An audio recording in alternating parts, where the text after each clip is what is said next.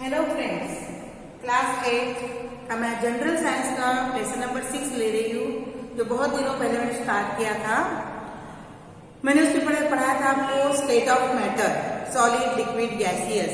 ठीक है, उसके बाद मैंने पढ़ाया एलिमेंट, कंपाउंड एंड मिक्सचर। फिर बताया water is a mixture, milk is a mixture, है ना। अब उसमें अपन ने पढ़े पेज नंबर 41 में एलिमेंट्स, कंपाउंड और मिक्सचर में क्या डिफरेंस होता है। इतना सब आपने पढ़े। अभी मैं आपको बताऊंगी types of matter. Types of matter में क्या है कि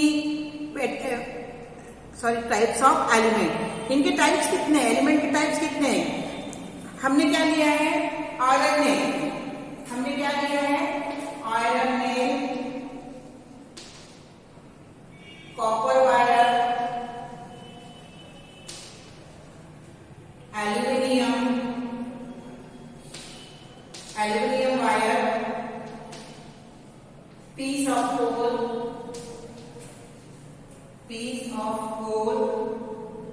इतनी चीज हमने ली है। हमने लिया है एग्जाम्पल, एक्टिविटी है यहाँ पे, आयरन ने लिया, कॉपर वायर लिया, एल्यूमिनियम वायर लिया, पीस ऑफ कोल लिया। अब इस सबको हम ठोक रहे हैं। आयरन ने तो ठोकेंगे तो चटनी हो जाएगी, कॉपर वायर भी चटना हो जाएगा, एल्यूमिनियम का वायर भी। पर तो कोयला ये क्या होगा, चटना होगा नहीं, ये क्या होगा, टूटेगा। टूटेगा, बारीक बारीक इसके पाउडर में फॉर्म हो जाएगा, और बाकी टूटेंगे क्या नहीं। हैमर करेंगे ईच को तो क्या हमको उसमें हमको क्या रिकॉर्ड होगा कि iron nail, aluminium, iron nail है, कॉपर वायर है, एल्यूमिनियम वायर है, कॉपर पीस है, कोल पीस है। तो जैसे जैसे हम आयरन नेल को ठोकेंगे, इस आयरन नेल को, इस कॉपर वायर को, इस एल्यूमिनियम को जैसे जैसे हम ठोकेंगे, इनको हैमरिंग करेंगे, तो इनका जो जहां हम लोग हैमर कर रहे हैं वो पोर्शन और शाइनिंग होगा, वो और शाइन होगा। पर कोयला शाइन होगा क्या, नहीं। कोयला शाइन होगा क्या, नो। वो टूट जाएगा, पाउडर फॉर्म में हो जाएगा। दूसरा इसमें तुमको टेबल में देखो पेज नंबर 42 में, does the shape of flattened break into small piece as a hammering. Break नहीं होगा, वो फ्लैटन हो जाएगा, परंतु कोयला टूट जाएगा। उस आधार में आपने बुक में देखो, the object in the above activity are made up of element. अब ये क्या है, एलिमेंट है, ये आयरन एलिमेंट है, ये कॉपर एलिमेंट है, ये एल्यूमिनियम एलिमेंट है। ठीक है, अब एलिमेंट के टाइप्स को पढ़ना है, what is types of element. अब एलिमेंट क्या है, elements having a shiny surface on hammering. जैसे हमारे घर में तांबे की चीजें होती है, उसको जोरों से मारो ना, या उसको अच्छे से रगड़ के घसो, वो शाइन होता है। Elements flatten on hammering, elements with dull surface, elements that break on hammering. कोई डल सरफेस होता है, कोई का शाइनी होता है। तो उस आधार पर एलिमेंट्स 3 प्रकार में होते हैं। एलिमेंट्स के टाइप्स, क्या है, मेटल, और दूसरा क्या है, नॉन मेटल। अब ये मेटल क्या है, metals are good conductor of heat and electricity. क्या आपने पढ़े हो, गुड कंडक्टर। मेटल्स क्या होते हैं, शाइन होते हैं, दे फ्लैट होते हैं, फ्लैटन ऑन हैमरिंग। ये इसकी कैरेक्टरिस्टिक्स है, बहुत सारी कैरेक्टरिस्टिक्स और है। मेटल्स आर सॉलिड, ठीक है। अब ये नॉन मेटल जो है, ये कैसे होते हैं, bad conductor of heat and electricity, they does not shine, shine उनमें नहीं होती, लेस होते हैं,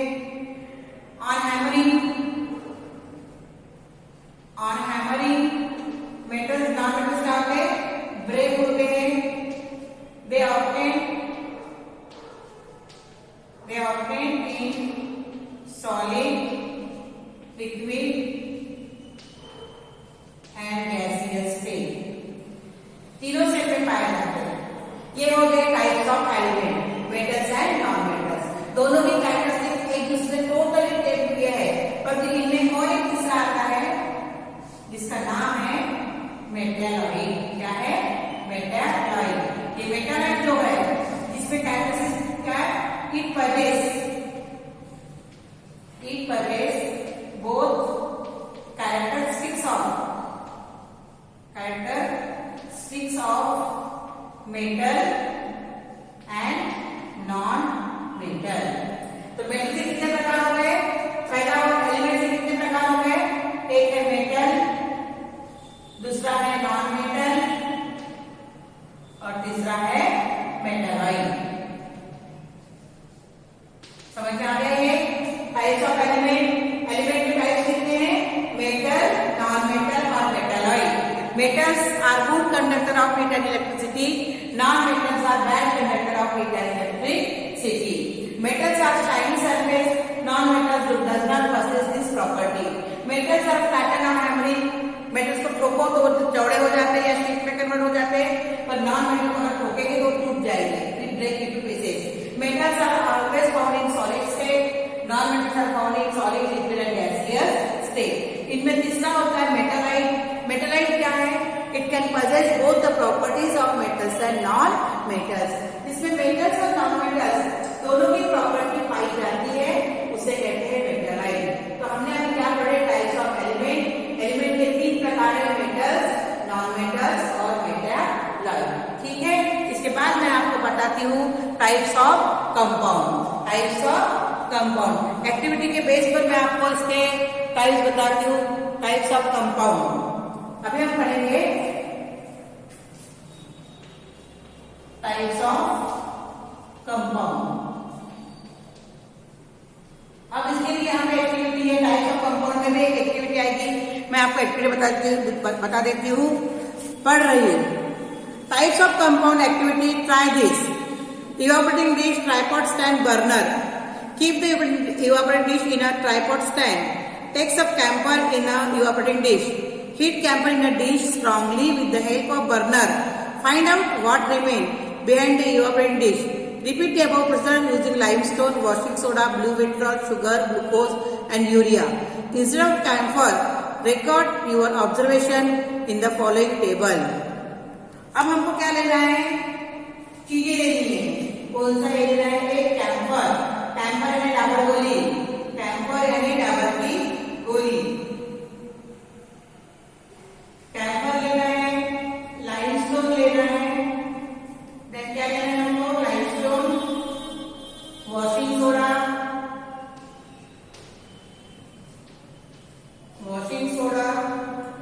देन हमको लेना है ब्लू विट्रॉल,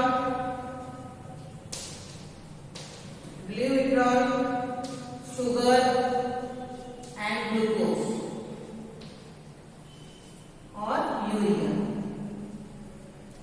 ये तुम्हारे किताब को देखना, पेज नंबर 42 में डायग्राम है। ट्राइपॉड स्टैंड है, बर्नर है, और ऊपर क्या है? इवापोरेटिंग डिश है। कैम्फर रखेंगे। कैम्फर यानी क्या होता है? डाबर की गोली। इसको हम गर्म करेंगे तो हमको मालूम है कि कोई सॉलिड को हम गर्म करते तो पहले वो लिक्विड होता है, बाद में वो गैस हो जाता है। पर यहाँ कैम्फर क्या है? Camphor directly liquid state, without undergoing liquid state it change into gaseous state. समझ में आ गया ना कि कैम्फर डाबर गोली घर में हम कपड़ों में रखते हैं, तुमने देखा होगा, वो धीरे धीरे छोटी हो जाती है। वो लिक्विड फॉर्म में होती है क्या? नहीं। On heating camphor it undergoes without undergoing liquid state, it can change into directly into gaseous state, that is sublimation. The process is known as sublimation.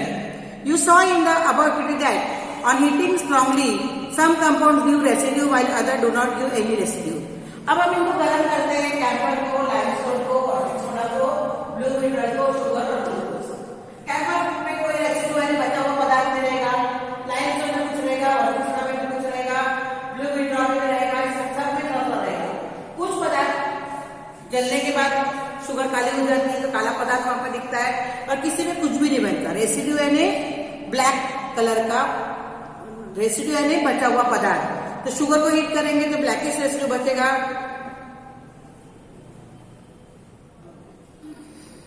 जब ये हवा से मिलते हैं तो गैसेस सब्सटेंस बनाते हैं।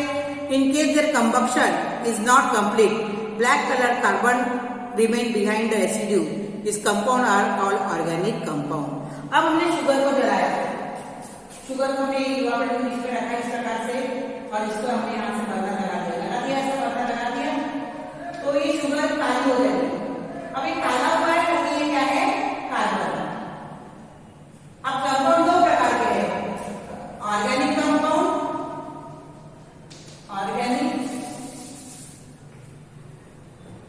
ऑर्गेनिक कंपाउंड और दूसरा है इनऑर्गेनिक कंपाउंड। हमने भी कहा था कि कोई पदार्थ जब जलता है, हम किसी पदार्थ को जलाते हैं, कोई एलिमेंट्स को, कोई केमिकल्स को जलाते हैं, तो किसी में रेसिड्यू बचता है। रेसिड्यू यानी बचा हुआ पदार्थ, बचा हुआ पदार्थ। किसी में ये बचा हुआ पदार्थ बच जाता है और किसी में नहीं होता। ये बचा हुआ पदार्थ काले रंग का होता है, तो ब्लैक है, इसलिए वो क्या है, कार्बन। तो ये कंपाउंड के दो प्रकार, ऑर्गेनिक कंपाउंड और इनऑर्गेनिक कंपाउंड। तो जो काला पदार्थ बचा वो क्या है, carbon. The black color carbon remain behind as a residue. These compound are called organic compound और कार्बन कंपाउंड। जिसमें कार्बन पाया जाता है इसको ऑर्गेनिक कंपाउंड कहते हैं या कार्बन कंपाउंड भी कहते हैं। ऑर्गेनिक कंपाउंड या फिर क्या कहते हैं इसको, कार्बन कंपाउंड। जैसे कार्बोहाइड्रेट, क्या एग्जाम्पल है कार्बोहाइड्रेट, इसमें क्या कार्बन, हाइड्रोजन और ऑक्सीजन। प्रोटीन में भी कार्बन है, जो हम खाते हैं, कार्बोहाइड्रेट, प्रोटीन और विटामिन और फैट, ये सब में क्या पाया जाता है, कार्बन। पेट्रोल, कुकिंग गैस, सब में कार्बन होता है। ये सब कैसे बने, ऑर्गेनिक कंपाउंड से। अब camphor, sugar, glucose and urea और अबव, ये सब क्या है, ऑर्गेनिक कंपाउंड। पर जलने के बाद कोई पदार्थ रेसिड्यू बन जाते हैं, compound which made from other than carbon compound are known as inorganic compound. Page number 42 में उस लेवल देखो। On strong heating to leave a residue behind are inorganic compound. Common salt, soda, blue vitriol, limestone, ये सब क्या है, inorganic compound.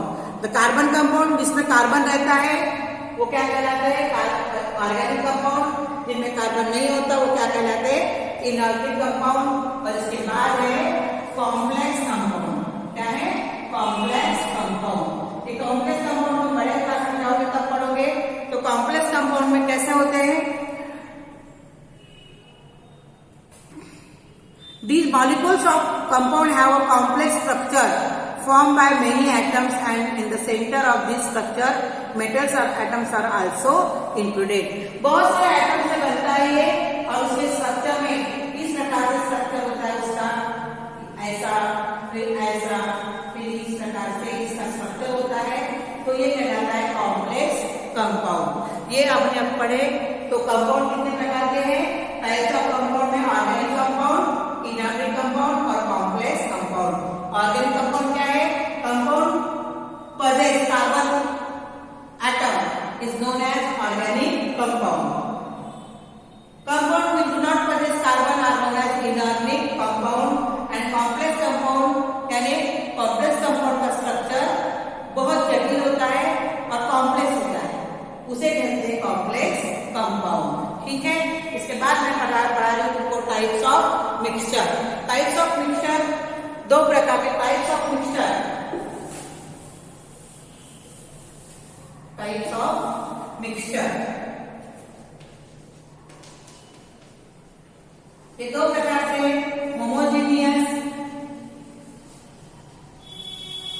और heterogeneous. Homogeneous यानी एक जैसा, जैसे पानी में शक्कर का घोल, पूरी शक्कर पानी में घुल गई है, आप लोग समझ में आ रहा है शक्कर है क्या है करके, इसमें नहीं, तो वो कहलाता है homogeneous. All compound of mixture are of one phase, एक जैसा दिखता है। नींबू का पानी, जैसे हमने शक्कर का पानी, नमक का पानी, ये है होमोजेनियस, यानी पूरा घुल गया उसमें, वो कहलाता है होमोजेनियस। और कभी कभी क्या होता है कि ऑल फेज कैसे होती है, ऑल फेज सेम, एक जैसी दिखाई देती है, वो कहलाता है होमोजेनियस। और हेटेरोजेनस क्या है, वहां पे दो फेज होती है, दो फेज, यानी जैसे ये बॉटल है ऐसी, तो यहाँ पे एक दिखाई देगा और ऊपर अपने को अलग दिखाई देगा। समझ में आ रहा है ना, ऊपर अपने को अलग दिखाई देगा और यहाँ पे एक दिखाई देगा। यहाँ पे क्या होगा, आपका पानी एक जैसा दिखाई देता है, एक जैसा और अलग। हेटेरोजेनस है, यहाँ पे दो phase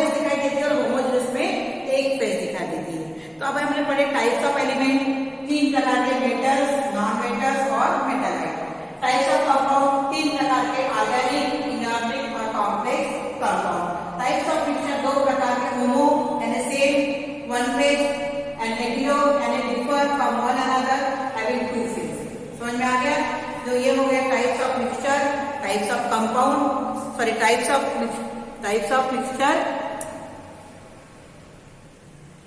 types of compound and types of element. ठीक है, अब इसमें सेकंड